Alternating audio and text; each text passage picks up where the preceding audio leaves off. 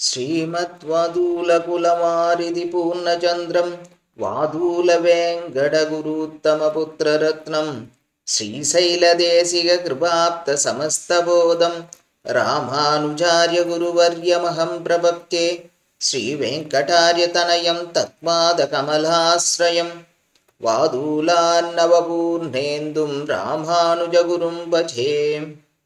ஸ்ரீமதே ராமானுஜாய நமஹ. ஆண்டாள் திருவடிகளே சரணம். சுவாமி தேசிகன் திருவடிகளே சரணம்.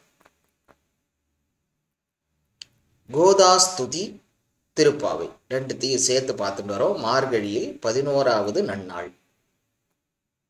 இதுல சென்ற நாள், அதாவது 10வது ஸ்துதியில சூடிக்கலைந்த சுடற்கொடியின் அந்த கூந்தலோட நறுமணம், அதனால்தான் விஷ்ணு சித்தருக்கு பெரியாழ்வார் அப்படிங்கிற பேர் ஏற்பட்டது, பெரியவர்களால் வழங்கப்பட்டது, அந்த பிரசாதம் சம்பந்தமானது, அந்த பிரசாதம் அவருக்கு கிடைத்தது அப்படிங்கிறத பத்தி சுவாமி தேசிகன் அழகா போன ஸ்துதியில சொல்லியிருந்தார். திருப்பாவையை பார்க்கும்போது சரணாகதம் பண்ண வேண்டிய சரணாகதி தத்துவத்தை அழகாக ஆண்டாள் சொல்லியிருந்தார். அது இல்லாம பெருமானுடைய கூந்தல், அவனுடைய கூந்தலிலிருந்து துளசி மாலை, அதனுடைய வாசம் எப்படி இருக்கும் என்பதையும் ஆண்டாள் அழகாக குறிப்பிட்டிருந்தால் சென்ற பாசுரத்தில் நோற்று சுவர்கள். இன்னைக்கு பார்க்க போற இந்த 11வது பாசுரம், ஸ்தோத்திரமாகட்டும் திருப்பாவையாகட்டும், அதுல உயர்ந்த கருத்துக்கள், மிக மிக முக்கியமான நாள் இது. இதுல ஆண்டாளோட அவதாரத்தினால் எப்படி தெற்கு உயர்ந்தது அப்படிங்கிறத சுவாமி தேசிகன் அழகா நிர்வகிக்கிறார். 11வது ஸ்தோத்திரம். திக்தக்ஷிணாபி பரிபக்திம புண்ணியலப்யாத் சர்வோத்தரா பவதி தேவி தவாவதாராத் யத்ரைவ ரங்கபதினா பகுமான பூர்வம் நித்ராலுனாபி நியதம் நிஹிதா கடாக்ஷாஹ. ஆண்டாள் ஸ்ரீவில்லிபுத்தூரில் அவதரித்தாள். விஷ்ணு சித்தருக்கு மகளாக துளசி வனத்தில் கண்டெடுக்கப்பட்டவள். இது எல்லாருக்குமே நமக்கு தெரியும். அந்த ஸ்ரீவில்லிபுத்தூர் எங்க இருக்குன்னு பார்த்தா தெற்கு பக்கத்துல இருக்கு. நம்ம பாரதத்திலேயே வடக்கு தெற்கு, அந்த விந்தைய சாத்பூர மலைகள் அதற்கு வடக்கு புறம் உள்ளதெல்லாம் வடக்கு இந்தியா, வட பாரதம். தெற்கு புறம் உள்ளது தெற்கு அப்படின்னு. அத சம்ஸ்கிருதத்துல வடக்கை சொல்லும் போது உத்தர திசை, உத்தரைனாவே சிரேஷ்டமான திசை அப்படின்னு சொல்றது. உத்தரம்னாவே சிரேஷ்டம். அப்படிப்பட்ட அந்த உத்தரம், அதாவது சிரேஷ்டமான திசையா தெற்கு எப்படி ஆச்சு, எதனால ஆச்சு அப்படிங்கிறத இந்த ஸ்தோத்திரத்துல அழகா சுவாமி தேசிகன் தெரிவிக்கிறார். தேவி கோதாதேவியே திக் தட்சிணாபி, தெற்கு திக்கு, அதாவது தென் திசை என்ன ஆயிற்றாம், பரிபக்திரிம் புண்ணியலப்யாத், பரிபக்குவமான புண்ணியம் கிடைக்கத்தக்கதாக. எப்போ தவ அவதாராத், உன்னுடைய அவதாரத்தினால், சர்வோத்தரா எல்லா விதத்திலும் உத்தரமாய் சிரேஷ்டமாய் வடக்கு திக்காய் இருக்கின்ற அந்த வடக்கு திக்கு மாதிரி எது ஆச்சாம், பவதி ஆகிறது. எது? அதாவது தென் திசை ஆண்டாளுடைய அவதாரத்தினால் என்ன ஆறுது, எல்லா விதத்திலும் உத்தரமாய், சர்வோத்தரா எல்லா விதத்திலும் உத்தர திசையாகிவிட்டது, வடக்கு திசையாகிவிட்டது, சிரேஷ்டம் ஆகிவிட்டது அப்படிங்கிறத இந்த வரிகள்ல தான். எத்ரைவ, எந்த திக்கிலே, அது மட்டும் இல்லை, எதனால அந்த சிரேஷ்டம் அப்படின்னா ஆண்டாள் திருவவதாரம் பண்ணதால். அதனால் என்ன நடக்கிறதுனா, எம்பெருமான் என்ன பண்றாருன்னா, எத்ரைவ எந்த திக்கிலேயே, நித்ராலு நாபி தூங்கிக் கொண்டிருந்தாலும் உறங்குவான் போல் யோகு செய்த பெருமான். அப்படிப்பட்ட பெருமானான ரங்கநாதன், ரங்கபதினா ரங்கேஸ்வரன் என்ன பண்றான், பகுமான பூர்வம், பகுமானத்தோடு கூட, நியதம் இடைவிடாமல், நித்தியமாக நியமமாக, கடாட்சாத் கடாட்சித்துக் கொண்டிருக்கின்றான். நிகித வைக்கப்பட்டுள்ளவோ அப்படின்னு சுவாமி தேசிகன் அழகா கேட்கின்றார். அதாவது கோதாதேவி கிட்ட பரிபாகமுடைய புண்ணியத்தால் பெறக்கூடிய உனது அவதார சம்பந்தத்தால் தென் திசை கூட என்னது வடக்கு மாதிரி உயர்ந்து சிரேஷ்டமாக சர்வசிரேஷ்டமாக ஆயிப்போத்து. ஏன்னா அந்த திக்கில தான் என்ன பண்றாரு, ரங்கபதியான ரங்கநாதன் தூங்கிக் கொண்டிருந்தாலும் உறங்குவான் போல் யோகத்தில் இருந்தாலும் கௌரவத்தோடு என்ன கடாட்சங்களை இடைவிடாம எதற்காக அவன் தெற்கு திசையை நோக்கி இருக்கிறான்னா, ஆண்டாள் மீது கடாட்சிக்க வேண்டும். ஆண்டாள் தென் திசையில் அவதாரம் செய்துள்ளாள். அதனால ஆண்டாளை நோக்கி தெற்கு திசையை நோக்கி கடாட்சிக்க வேண்டும் அப்படின்றதுக்காக அந்த ரங்கநாதனும் இந்த புறம் பார்த்து கொண்டுள்ளான். நீ அவதாரம் பண்ணதுனால வடக்கு திசைக்கு ஒப்பாக உத்தரமாக சிரேஷ்டமாக தெற்கு திசையும் மாறிவிட்டது. தேவி, நீ அவதரித்ததனால் இந்த தட்சிண தேசமே, அதாவது தட்சிண பாரதமே என்னது சர்வோத்தரமாகிவிட்டது. உண்மைதானே? ஆண்டாளோட அவதாரத்தினால் அந்த பக்தின்றது இந்த எல்லா பாரதம் இல்லை, இந்த உலகம் முழுவதும் பரவினது. எதனால்னா ஆண்டாளோட திருவவதாரம் தான். எப்போது எம்பெருமான் எளிய உபாயம் 3 சொன்னானோ பிராட்டியிடம் சொன்னான், பூமி பிராட்டியிடம் சொன்னான். என்ன? சித்தத்தில் கொள்ளுங்கள், உங்க பெருமாளை நினையுங்கள், பத்திரம் பலம் புஷ்பம் அதை சமர்ப்பியுங்கள், நாம சங்கீர்த்தனம் பண்ணுங்கள் அப்படின்னு சொன்னான். அதனை திருவவதாரமா அவளே வைகுந்தவான் போகந்தன்னை இழந்து இங்க பிறந்தாள் நமக்காக. நம்ம ஆண்டாள் பிறந்தாள். அந்த அவதார நோக்கம் தெற்கு திசையில் ஸ்ரீவில்லிபுத்தூரில் பிறந்தாள். அங்கு அவதாரம் பண்ணாள். அதனால என்னாச்சா, தெற்கு தேசமே சர்வோத்தரமாக ஆகிவிட்டது. ஸ்ரீரங்கபதியான ரங்கநாதன் என்ன பண்றான், தெற்கு திசையை நோக்கி ஸ்ரீவில்லிபுத்தூரில் உன் அவதாரத்தையே எதிர்நோக்கி காத்து கொண்டிருந்தான். நீ அவதரிச்ச உடனே உனக்கு கடாட்சம் பண்றதுக்காகவே தெற்கு திசையில் நோக்கி பார்த்து கொண்டே உனக்கு கடாட்சத்தை கொடுத்து கொண்டிருந்தான் அப்படிங்கிறத இங்க சுவாமி தேசிகன் இந்த ஸ்தோத்திரத்துல காமிக்கிறார். ஒரு சமயம் காஞ்சி சுவாமி இடத்துல ஒருத்தர் கேட்டாராம், நீங்க எல்லாம் ஏதோ சொல்றீங்க, தெற்கு திசை தான், தென்னிந்தியா தான், தெற்கு பாரதத்தில் தான் பக்தி பக்தி இயக்கமே. ஆமாம், வரலாறு வழியாக பார்த்தாலும் பக்தி, அந்த பக்தி இயக்கம் அப்படிங்கிறது வேரூன்றி விருட்சமா வளர்ந்து எல்லா திசைகளிலும் எப்போது அந்த 11ஆவது நூற்றாண்டை எடுத்துக்கொண்டாலும் பரவியது. எங்கிருந்து பரவியதுன்னா தெற்கு பாரதத்திலிருந்து தென் திசையிலிருந்து தான் பரவியது அப்படிங்கிறத சரித்திரம் சொல்றது. இப்போ காஞ்சி சுவாமியை பார்த்து ஒருத்தர் கேட்டாலாம், என்னதான் நீங்க பக்தி இயக்கம் எல்லாம் சொல்றீங்க, ஆழ்வார்கள் நாயன்மார்கள் எல்லாம் சொல்றீங்க, ஆனா எம்பெருமானான கண்ணன் எம்பெருமானாகட்டும் ராமன் எம்பெருமானாகட்டும் அவருடைய அவதாரம் நிகழ்ந்தது எல்லாம் எங்கே, வட இந்தியாவில் அல்லவா அப்படின்னு கேட்டாலாம். அப்போ காஞ்சி சுவாமி சொன்னாராம், ஆமா ஆமா சரிதான். ஏன்னா எல்லா எம்பெருமானுடைய அவதாரங்கள் எங்க நடந்தது, வட இந்தியாவில், வட பாரதத்தில், உத்தர பாரதத்தில் நடந்தது. ஆனா அந்த எம்பெருமான்களை பாடி அவனுடைய புகழையும் அவனுடைய பராக்கிரமங்களையும் சொல்லக்கூடியவர்கள் எல்லாரும் அவதரித்தது எங்க, தென்னிந்தியால தான். ஆழ்வார்களாகட்டும் நான் எல்லாருமே அவதரித்து அவருடைய புகழினை பரப்பச் செய்தது யாருன்னா யாங்க, தென்னிந்தியாவிலிருந்து தான் அது நடந்தது, தெற்கு பாரதத்திலிருந்து தான் நடந்தது. அதனால்தான் தெற்கு பாரதம் உத்தரமானது, சிரேஷ்டமானது அப்படின்னு காஞ்சி சுவாமி சொன்னார். அதையும் இங்க கருத்துல கொள்ளக்கூடியதா இருக்கு சுவாமி தேசிகளோட இந்த ஸ்துதி. ஆண்டாளுடைய திருவவதாரத்தினால் தெற்கு திசை உயர்ந்தது. அது மட்டும் சொல்ல, இங்க சுவாமி தேசிகன் குறிப்பிடும்போது எத்திரைவன் தொடங்கி சொல்றார்.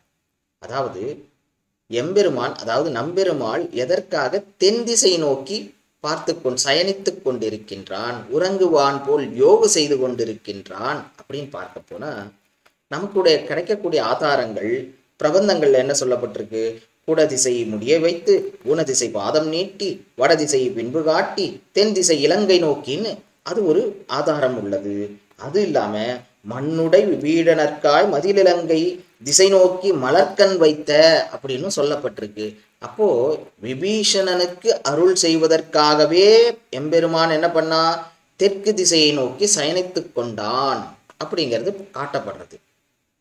எப்போ விபீஷண ஆழ்வான் ராமர்கிட்ட இருந்து நம்பெருமாளை எடுத்துட்டு வரும்போது காவிரி கரையில மாத்தியானிகம் பண்ணணும், சந்தியாவந்தனம் பண்ணணும்னு அங்க வச்ச உடனே அந்த இடத்த பார்த்த உடனே எம்பெருமானுக்கு மிகவும் பிடித்து விட அங்கேயே இருந்துட்டு இருக்கார்.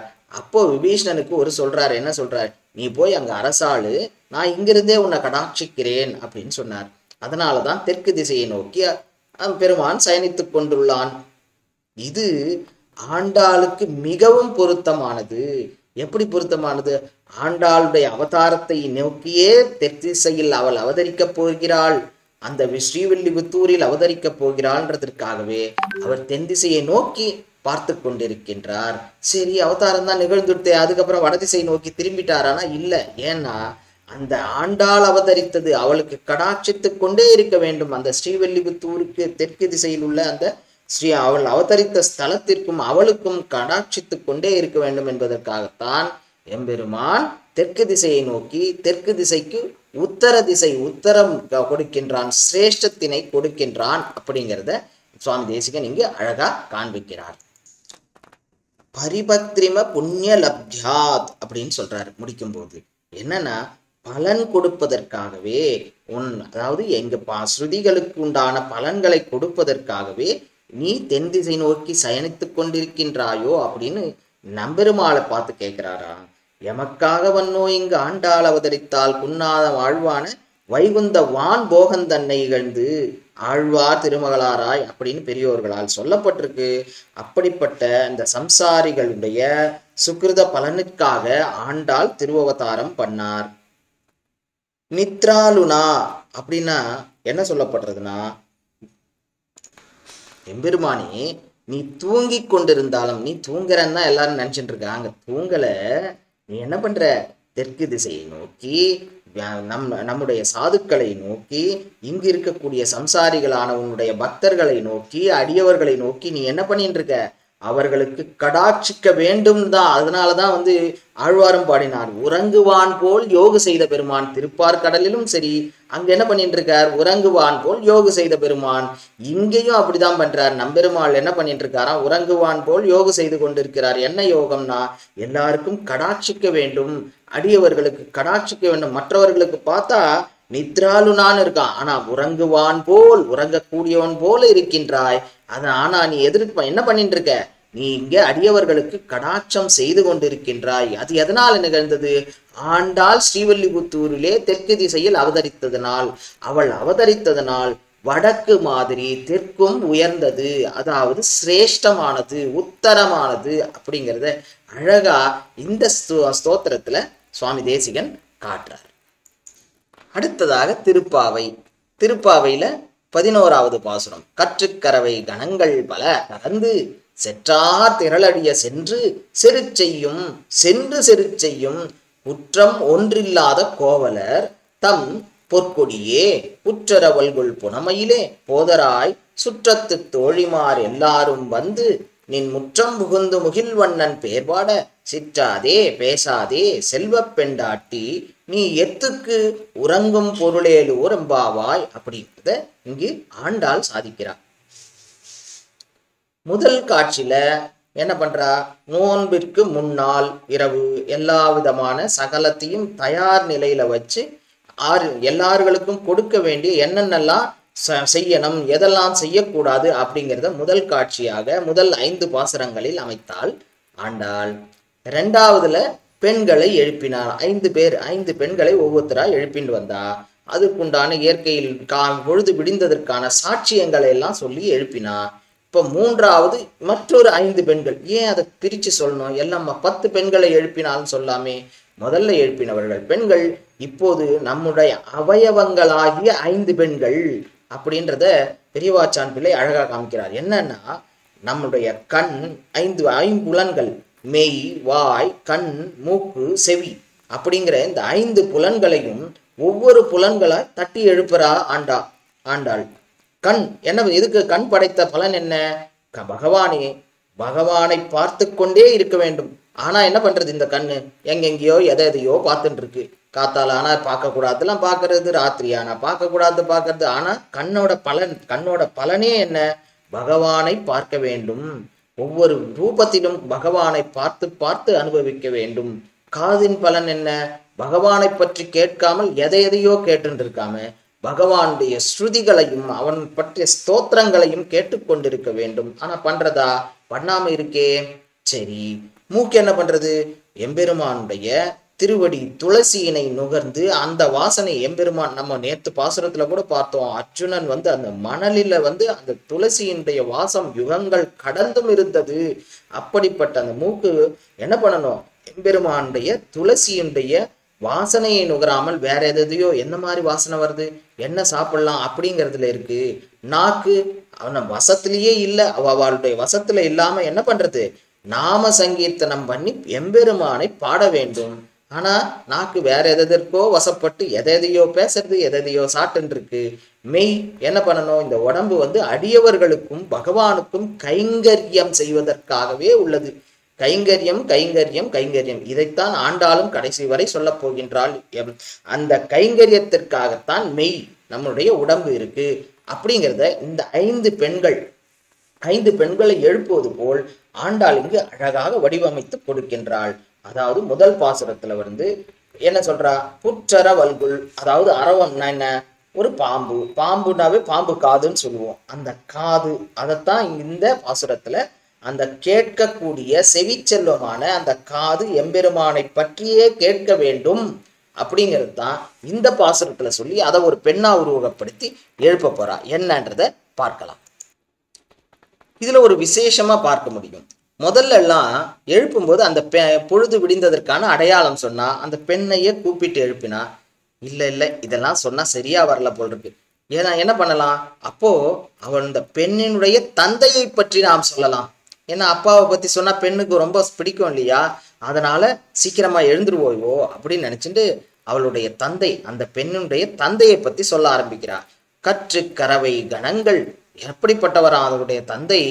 கற்று கறவை, அதாவது கன்று மாதிரி இருக்கக்கூடிய கறவை, பெரிய பசு. அது என்ன கன்று மாதிரி இருக்கக்கூடிய பெரிய? இளமையா இருக்கு அந்த பசுக்கள் எல்லாம், கன்று போன்ற இளமையா இருக்கு. ஆனா கறவை பசுக்கள், கறவை பசுனா வயதான பசுவா இருக்கும். ஆனா இங்க அப்படி இல்லையா? எதனாலன்றது வியாக்கியானங்கள்ல அழகா சொல்லப்பட்டிருக்கு.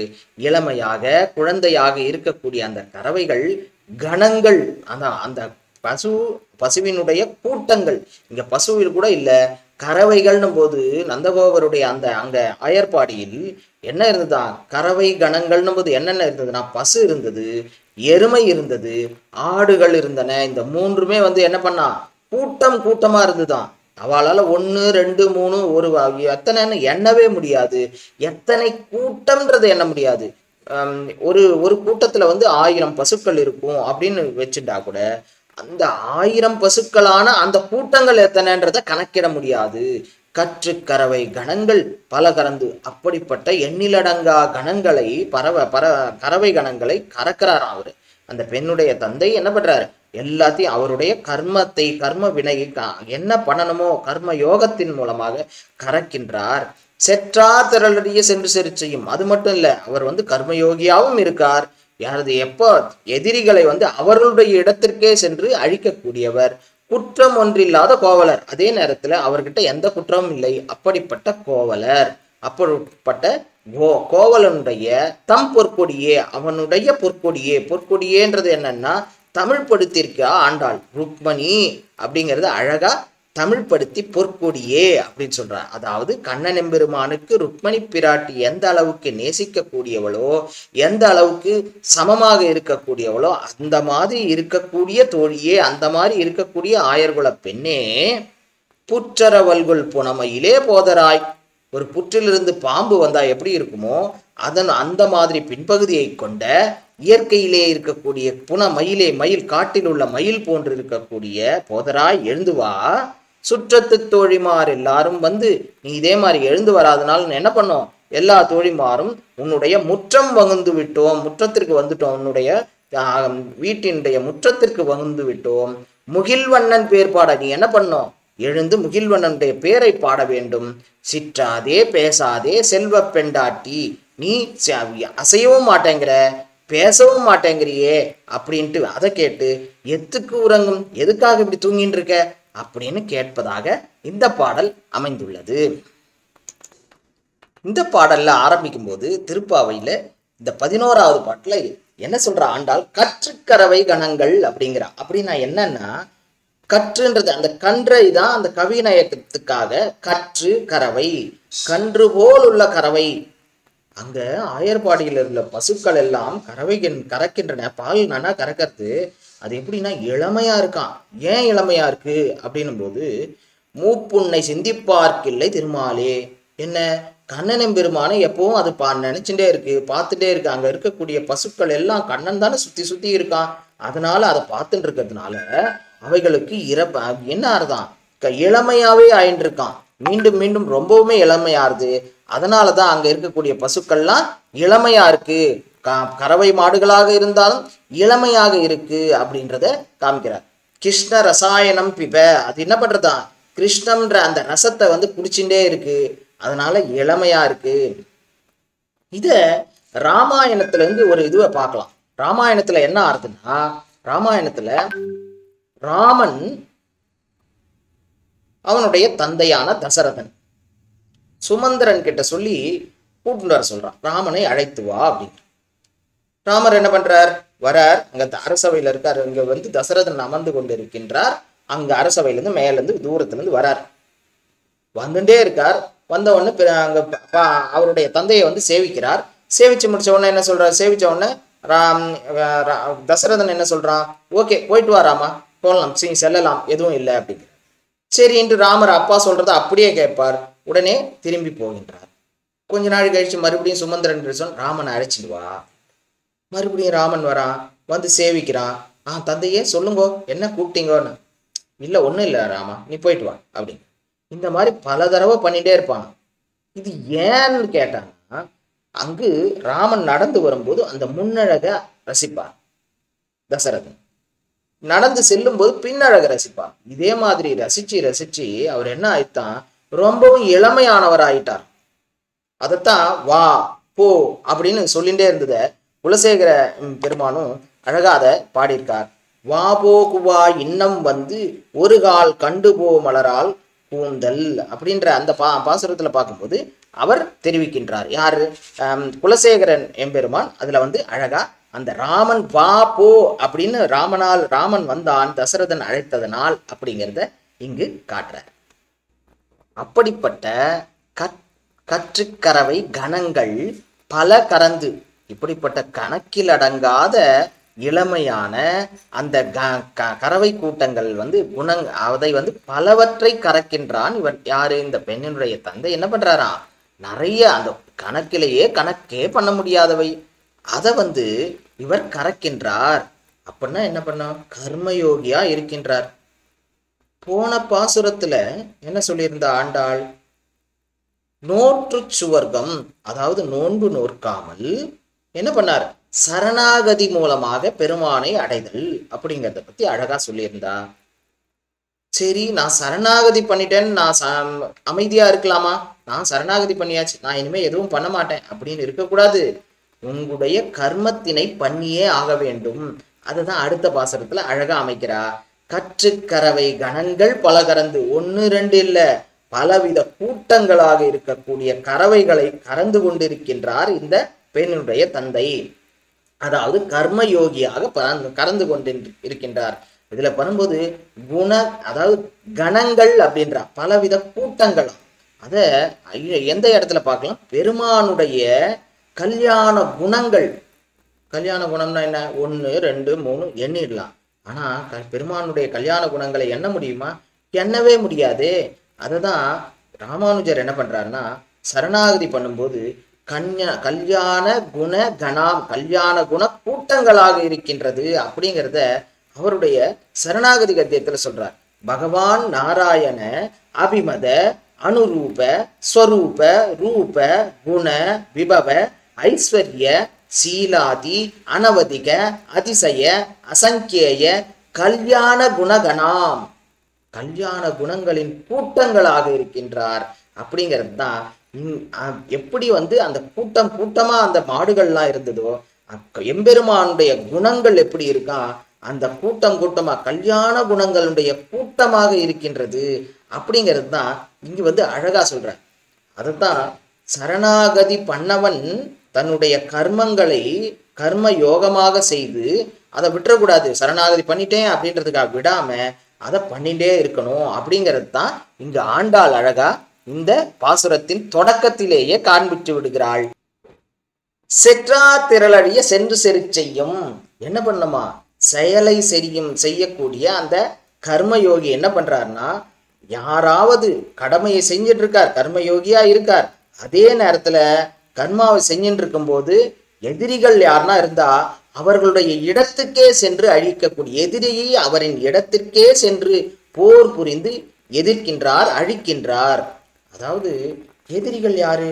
இங்க யாருன்னா ஆயர்பாடியில எதிரி இருப்பாளானா? யாரும் இல்லையே.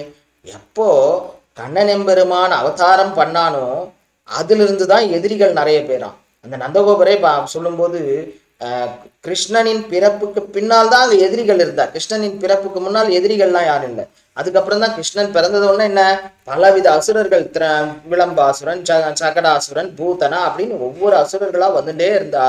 அதனாலதான் அதுதான் எதிரிகளா இருந்தா. பகவானுடைய விரோதிகள் நமக்கும் விரோதிகள் தான், பக்தனுக்கு விரோதி பகவானுக்கு எதிரிகள் தான்.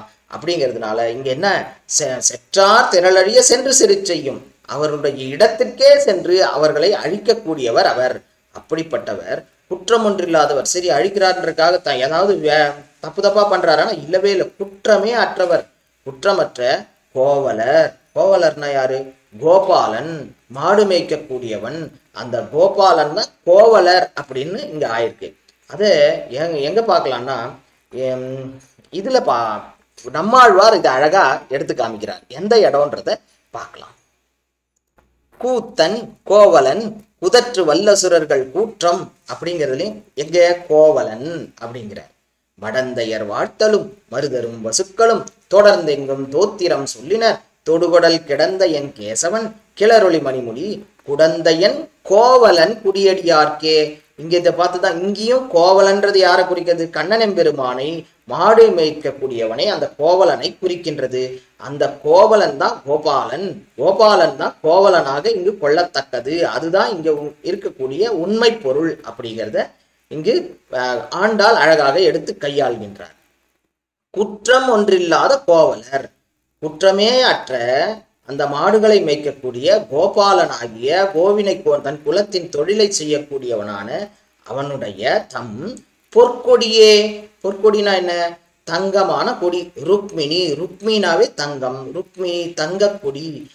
அப்ப கொடி என்ன பண்ணும்? கொடி கீழே படருமா? அதற்கேற்ற மாதிரி ஒரு கொம்பு வேணும் இல்லையா? அந்த கொம்புல தானே படரும். கோல் தேடி ஓடும் கொழுந்தே அந்த போன்றதே மால் தேடி ஓடும் மனம் அப்படின்னு பூதத்தாழ்வாரும் அழகா குறிப்பிட்டிருக்காரு இல்லையா? ஆவிக்கோர் பற்றுக்கொம்பு நின்னலார் அறிகின்றிலேன் யான் அப்படின்னு நம்மாழ்வார் அழகா சொல்றார். அது மட்டுமா, சுவாமி தேசிகன் குறிப்பிடும் போது அந்த கோதாஸ்துதியில முதல் ஸ்துதியே என்ன? ஸ்ரீ விஷ்ணு சித்த குலநந்தன கல்பவல்லீம் ஸ்ரீ ரங்கராஜ ஹரிச்சந்தன யோக திருஷ்யாம் சாட்சாத் க்ஷமாம் கருணையா கமலாமி வான்யாம் கோதாமனன்ய சரணௌ சரணம் பிரபத்தியே அப்படின்னு முதல்ல சொல்லும்போது என்ன பண்றார்? விஷ்ணு சித்த குலநந்தன கல்பவல்லீம், விஷ்ணு சித்தத்தின் அதாவது விஷ்ணுடைய குலத்தில் அவதரித்த பொற்கொடி, அவள் ஒரு பொற்கொடியாக இருந்தாள். அதை தான் இங்கேயும் ஆண்டாள் கையாள்கின்றாள். பொற்கொடியே, பொன் போன்ற கொடியே, ருக்மிணி போன்ற கொடியே. ஏன் இங்க ருக்மிணியை கொண்டு வந்தாள் ஆண்டாள்னா, இந்த பெண் இப்போது எழுப்பக்கூடிய பெண் எப்படிப்பட்டவளாம்?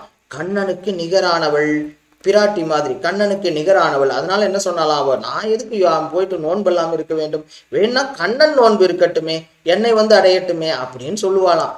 அந்த அளவுக்கு சமமாக இருக்கக்கூடிய, செல்வத்திலும் சமமாக இருக்கக்கூடியவள் அந்த பெண் ருக்மிணி. அதனால்தான் பொற்கொடியே புற்றரவல்கொள் புனமையிலே. பாம்பு படம் எடுக்கும் போது என்ன, புற்றிலிருந்து வரக்கூடிய பாம்பு படம் எடுக்கிறது. அது மாதிரி முதுகு பகுதியின் கீழ்ப்பகுதி, கீழ் முதுகை கொண்டவளே. புனமயிலே, புனமயிலேனா காட்டில் உள்ள மயிலே. காட்டில் சுதந்திரமாக இருக்கக்கூடிய மயிலுக்கு தான் அதிகமான அந்த இயற்கையா இருக்கணும். அதை எடுத்துட்டு ஏதாவது ஒரு அரண்ல அடைச்சி வச்சா அதற்கு இயற்கையா இருக்க முடியாது. அதனால்தான் என்ன பண்றாரு, இயற்கை எதுனா என்ன, எம்பெருமானுக்கு இயற்கை என்ன, அடியார்களுடன் நீ சேர்ந்திருத்தலே. அந்த மாதிரிதான் இந்த தோழியை பார்த்து சொல்றா, நீ பாம்பு மாதிரி புற்றிலிருந்து வரக்கூடிய பாம்பு மாதிரி பின்பகுதியை கொண்டுள்ளாய், காட்டில் உள்ள மயில்கள் போன்றுள்ளாய். ஏன்னா நீ உன்னோட இயற்கை குணமே என்ன, அடியார்களுடன் கூடியிருக்க வேண்டும். அதனாலதான் தோழியாகிய நாங்கள் எல்லாம் வந்திருப்போம், நீ எழுந்து வா அப்படின்னு கூப்பிடுற.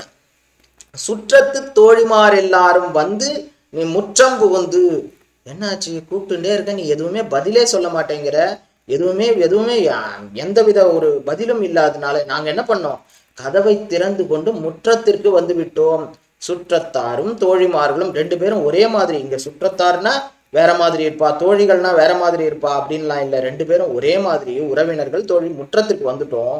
முற்றத்திற்கு வந்து என்ன பண்ணிட்டோம், இந்த முற்றம் அப்படின்னும் போது அழகான அந்த முற்றத்துல தான் வந்து பெருமான் முக்தியை அடிப்பார் அப்படிங்கிறத இங்கு நம்மாழ்வார் அழகா ஒரு பாசுரத்துல, நீ நிலா முற்றத்து நின்னிவள் நோக்கினால் காணுமோ கண்ணபுரம் என்று காட்டினால் பாணனார் திண்ணம் இருக்க இனி இவள் நானுமோ நன்னு நன்னு நரையூரற்கே அப்படிங்கிறத அந்த முற்றத்தில், அதாவது ஒவ்வொரு வாசல் படி, அதுக்கப்புறம் ரேடி, அதுக்கப்புறம் சமையலறை, இப்படி கடந்து வரும்போது மனம்ன்றது அப்பதான் பக்குவப்பட்டு அந்த முற்றம்ன்றதே வந்து என்னன்னா நம்ம முக்தியை அளிக்கக்கூடிய இடம்.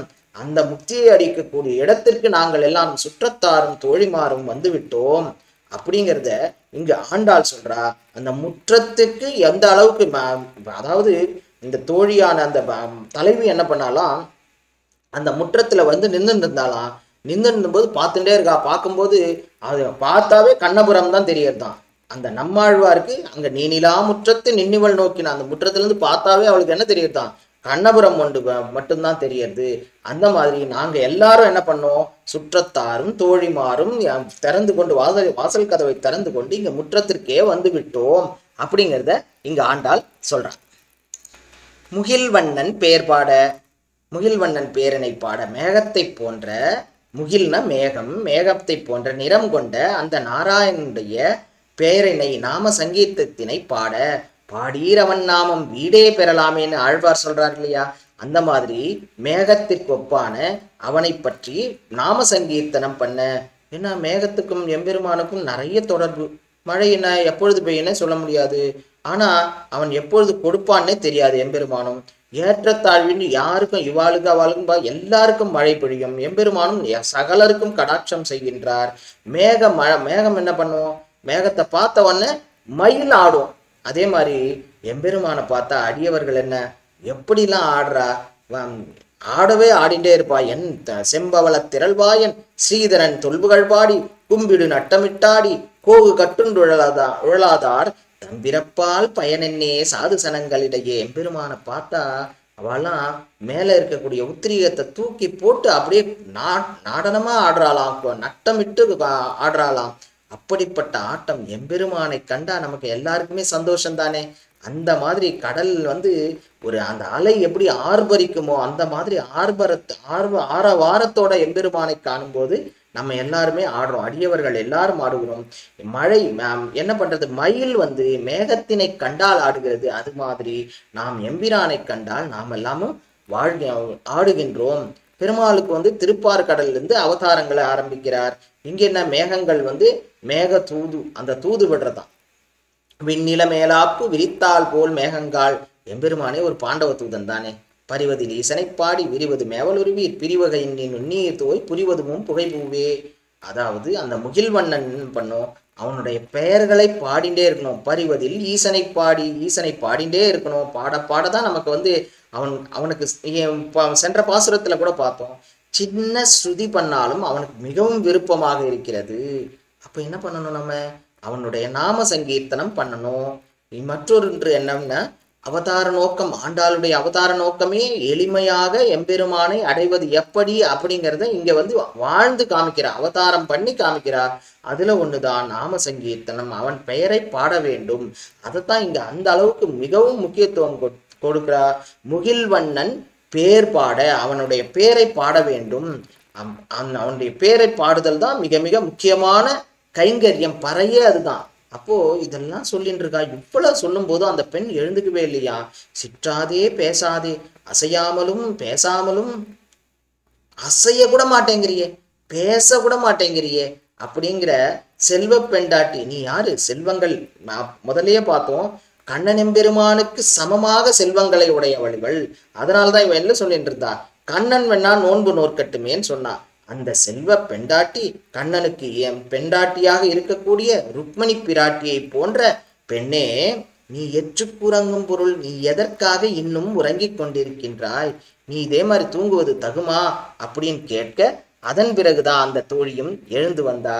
எழுந்து வந்து அந்த அடுத்த வீட்டிற்கு அடுத்த தோழி எழுப்பதற்கு ஆண்டாளான அந்த ஆயர்குல தலைவியும் மற்ற தோழிகளும் சென்றார்கள் அப்படிங்கிறத இந்த 11வது பாசுரத்துல ஆண்டாள் அழகா எடுத்து காமிக்கிறார். சுவாமி தேசிகனும் அந்த தெற்கு திசையில் ஆண்டாளுடைய அவதாரத்தினால் அது சிரேஷ்டம் பெற்றது அப்படின்னு சொன்னார். இங்கேயும் இந்த திருப்பாவையிலையும் ஆண்டாள் என்ன சாதிக்கிறான்னா, இந்த பெண், அதாவது ஸ்ருதி அப்படின்னு சொல்லக்கூடிய காதில் கேட்கக்கூடிய இந்த காது, அந்த பாம்பு மாதிரி பின்பகுதியை கொண்ட இயற்கையாக மயிலாக இருக்கக்கூடிய எம்பெருமானுக்கு சமமாக இருக்கக்கூடிய பெண்ணே, நீ என்ன பண்ணணும், முகில்வண்ணன் பேர் பாட வேண்டும். முகில்வண்ணன் பேர் பாடுனா நமக்கு எல்லா கைங்கரியங்களும் கிடைக்கும் அப்படிங்கிறத தெரிஞ்சுண்டு நீ அமைதியா இருக்கியேன்னு சொல்லி அவளை எழுப்பிச் செல்கின்றாள். இதுதான் இந்த கோதாஸ்துதியிலும் திருப்பாவையிலும் உள்ள ஒற்றுமைகளாகவும் நாம பார்த்து ரசிக்க முடியும்.